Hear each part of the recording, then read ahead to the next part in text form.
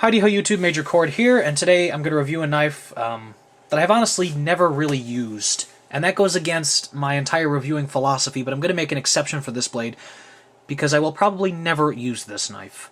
And there are several reasons for that, but I felt that in the case of this blade, I can give a decent, I'm not going to say initial impressional video because I've owned it for over a year, but I can speak to it with enough authority to put out a decent enough review. Let's just say that. And without further ado, this is the Gerber Remix. Now, that's what a lot of Gerber knives, it was, actually I think it still is, sold at Walmart and a lot of other places on the internet for that matter.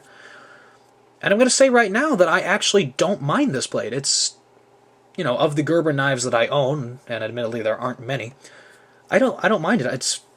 It's a nice blade. I like it. It uses Gerber's mystery steel. I don't know what that steel is. It could be 7CR 17 MOV, which I hear they use on some of their knives. It could be 440C. Could be anything. And I don't mind that steel, whatever steel it is, because as long as it takes an edge and holds it, that's okay. I mean, this is the factory edge. Like I said, I haven't really used it. So, from the factory, it's not to my level of sharp, but I know that if I were to draw it across my finger, it would cut me. So, the knife itself, why have I not used it? I mean, I've carried it, you know, maybe a dozen times. So it's been EDC'd a good fair few times. It's just, I don't EDC it anymore, and I really don't plan to, because it's just such an odd knife. It's a specialized knife. It has a good blade length, 3 inches, standard liner lock. There was an older version of this which had some sort of piston lock, and I actually ended up buying that first and then returning it because it was horrendously stiff. You could not open that knife one-handed, and you needed a hell of a lot of strength to close it as well. But this is a very specialized knife in my opinion. As you can see, it is dominated by this giant freaking hole in the handle. And that hole allows you to stick a finger through and to grip it like this. And when you do this, it is very comfortable. And cutting like this is very comfortable. It is a very unique way of approaching a blade design, and it's a very unique way of cutting. It gives you an unparalleled amount of control, in my opinion. And it's unnatural, I think, to hold a knife like this, so it feels weird to cut like this, but it also is reassuring in some ways, because you know that you have a lot of control over this knife. But at the same time, it also makes it really uncomfortable to hold the knife like this, just because you have a lot less grip on the knife. But this giant hole, you're making a lot of sacrifices for it. And first off, let me say that this hole, I believe, at least I've read and people have speculated, you're essentially supposed to stick this on your backpack or whatever, and stick a carabiner through this, so this is jingling around from your belt or from a pack strap or something.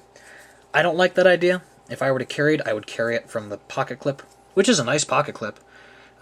Contrary to a lot of Gerber designs, it is tip up, it is mounted nicely, it is a rather deep carry pocket clip, so I like that. It's not the strongest clip, but it does its job. The knife itself is actually, it's good in flow through. If you get gunk and shit and crap in there, you can wash it out pretty easily. I like that. What I don't like is the fact that for this hole, you sacrifice a lot of other elements of a good blade design. You sacrifice a normal pivot. I don't know how the heck you're supposed to adjust this pivot. I really see no way to adjust it. You stick something in these holes and twist, I guess? I don't know. But I would rather have preferred just a normal pivot on this knife. But as you can see, it makes it really odd and stiff to open. You can't really flick this knife out. This one is a lot better than the one with the piston, but it's still stiff. And it's just awkward and slightly clunky to open. And this is even oiled up. So it comes with some disadvantages. Another being blade play. Side to side, you're pretty rock solid, but up and down,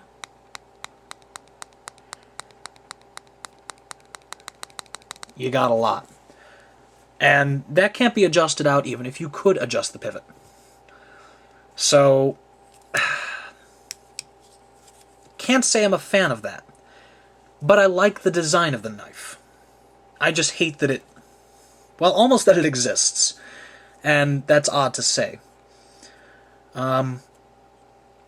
It's a knife that, to me, I don't know, it's almost like a novelty knife.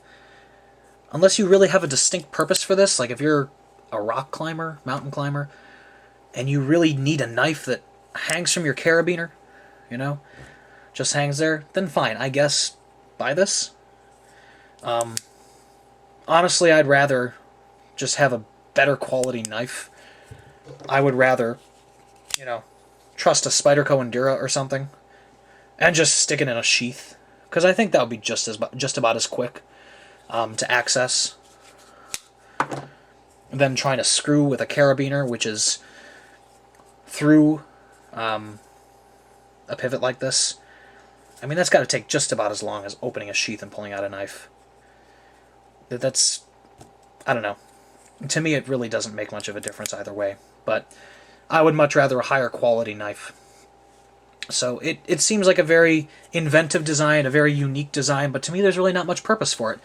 And for the $24 that I paid, I didn't really get much out of it. However, I bought this instead of letting the $25 Walmart gift card I had go to waste. So, it is what it is, but it isn't much. Thank you guys for watching. Take care.